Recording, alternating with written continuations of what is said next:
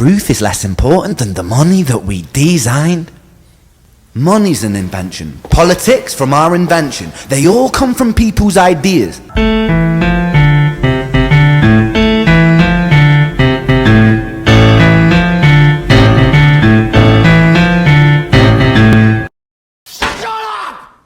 I'm sick of you!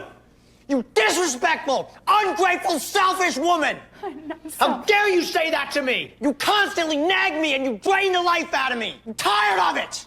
If you can't give me the respect I deserve, look at me! Then what's the point of this marriage? I want out.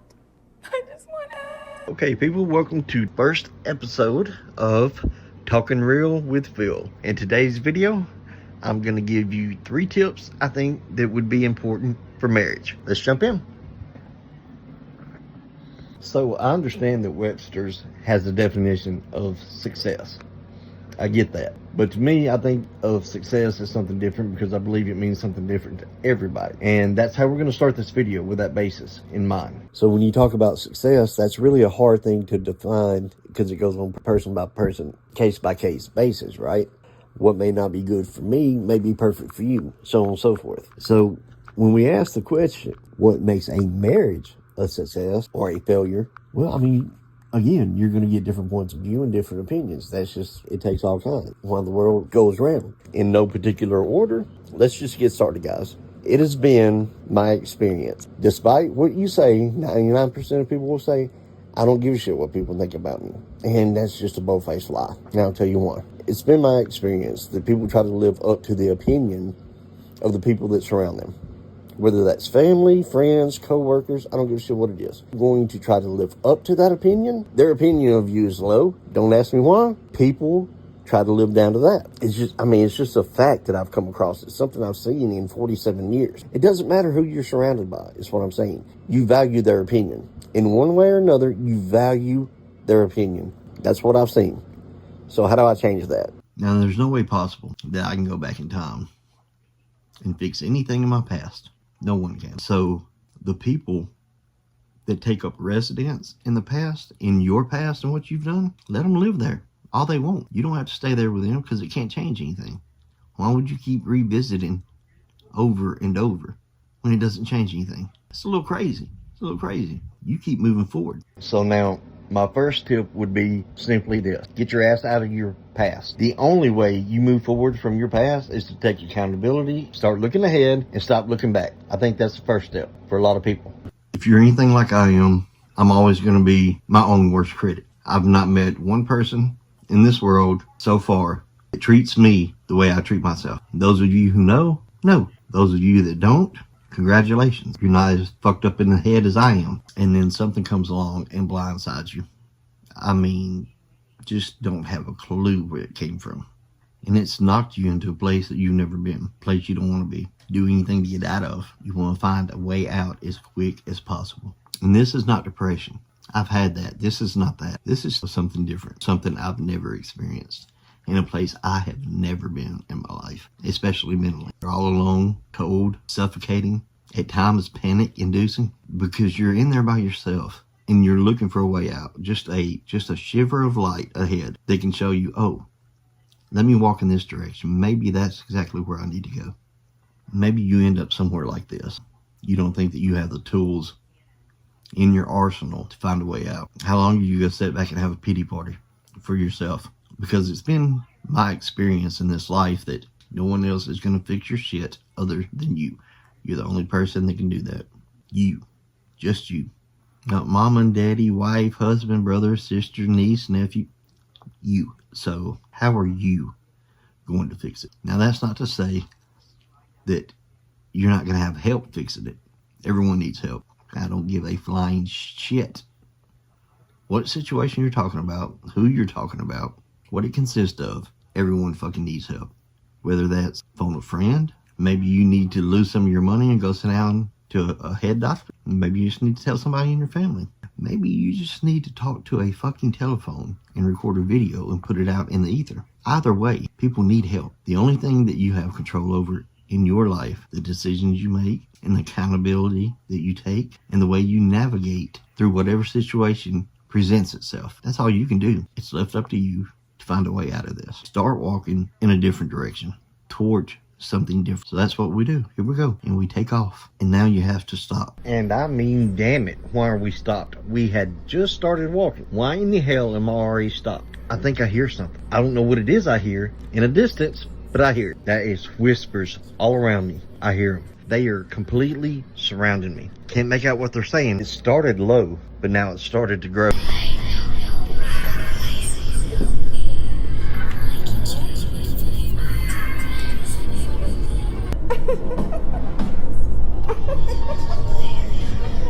And they've grown to a point that they are now echoes all around you. They're bouncing off every wall, every crack, every crevice, every corner. I hate you so much.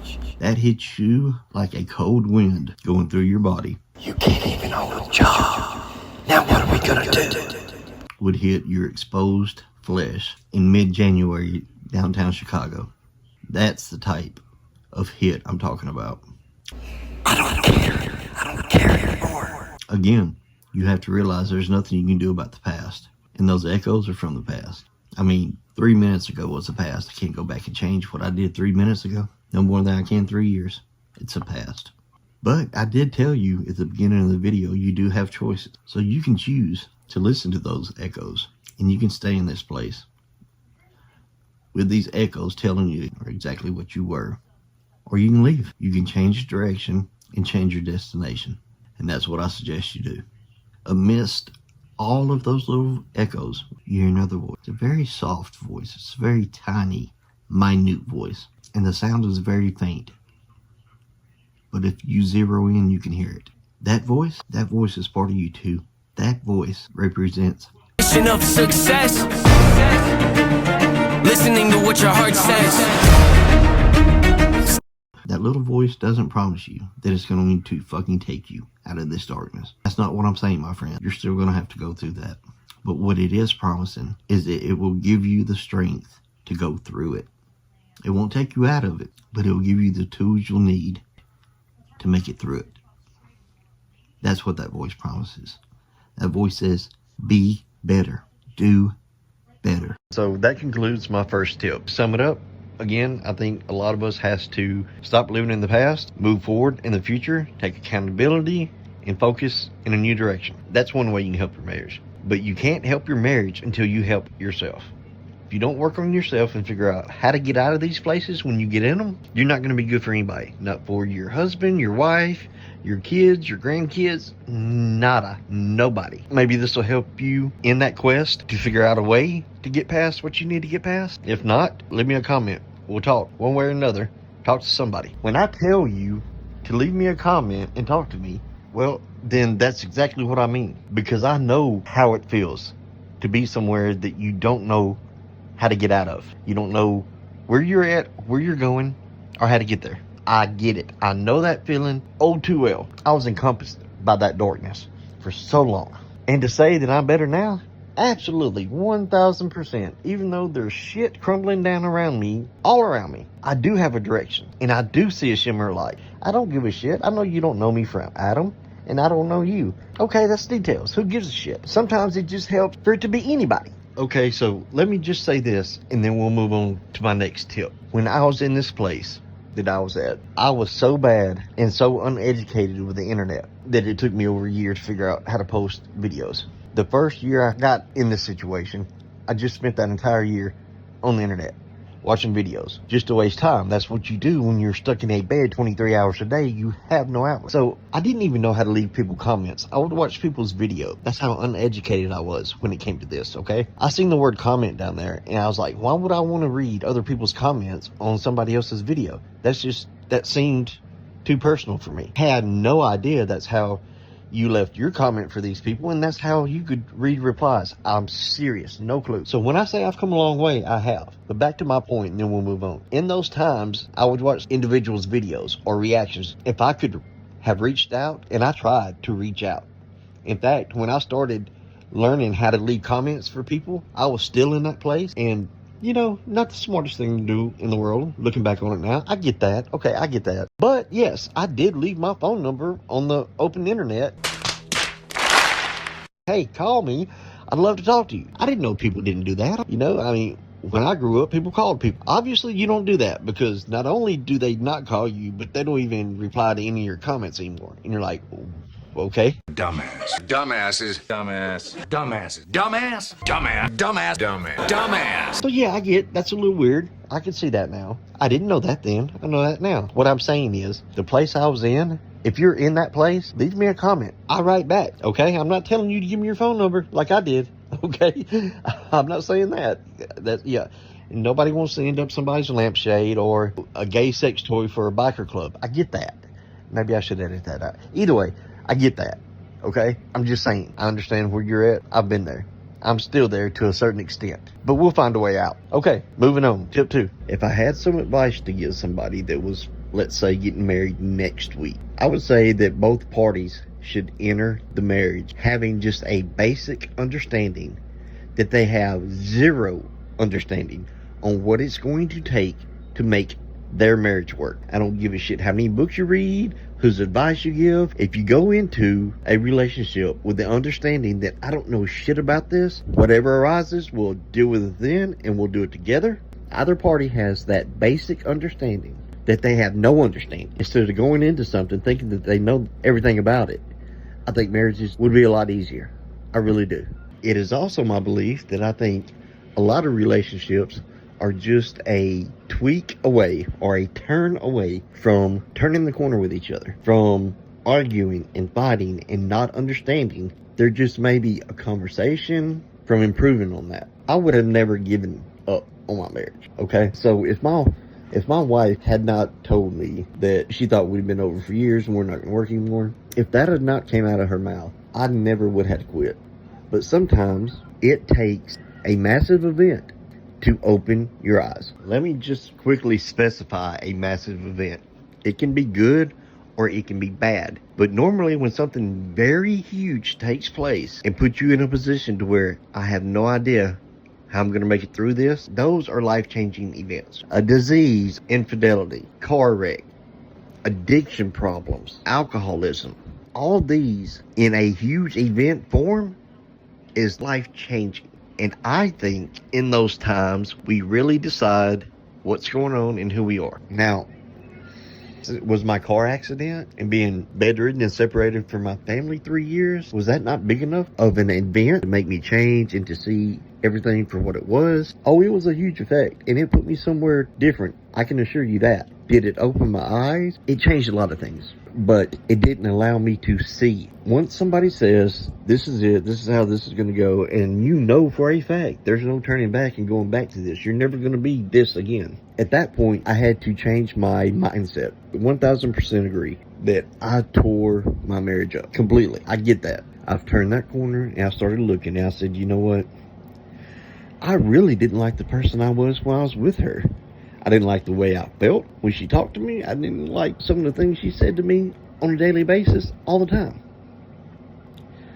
Would I have seen that otherwise? I didn't in those 3 years. I didn't. I was not able to see that until I turned that corner, changed my mindset, and said, there's no going back to this. There's nothing there. Once you do that, you look at things through a different perspective. And I did. You see, because my take on it before the accident, and when we would get into fights, and when she would say these just hateful things on a daily basis, if we even talked that day or week, when we would talk, it would be so hateful and hurtful that I would just, okay, you know what? I get it. You know, I have fucked up for a lot of time in our marriage. I get that. Okay, so that's why she's saying what she's saying. I deserve it. I fucking deserve it. I've earned every ounce of it. Before the wreck, I would have said 100% of it. I've earned every bit of it. I get it. I understand why she is the way she is.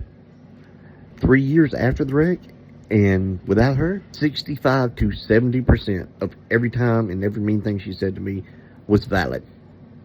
I did not see that additional 35% until I turned that corner and I knew there was no more marriage. It took me to do that in order to see, wait a minute, that's not validated at all. I didn't deserve that on this occasion. I sure in the hell didn't deserve that on this occasion. This wreck wasn't caused because of this. It clears your head.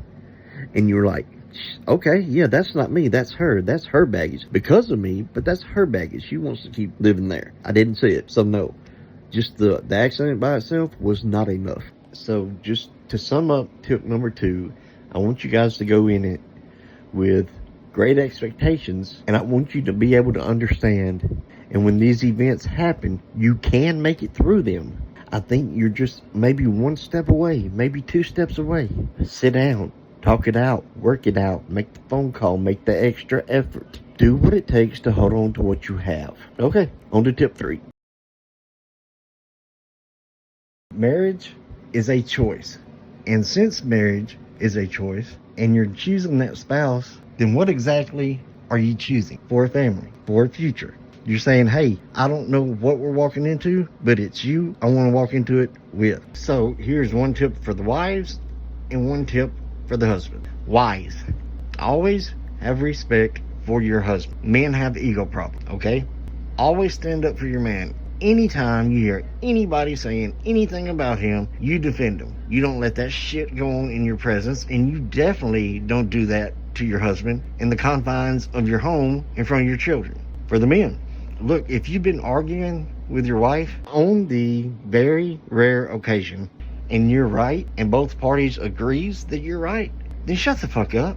You know you're right. There's no need to brag. There's no need to stretch it out. Just shut up and move on. Pretty simple, guys.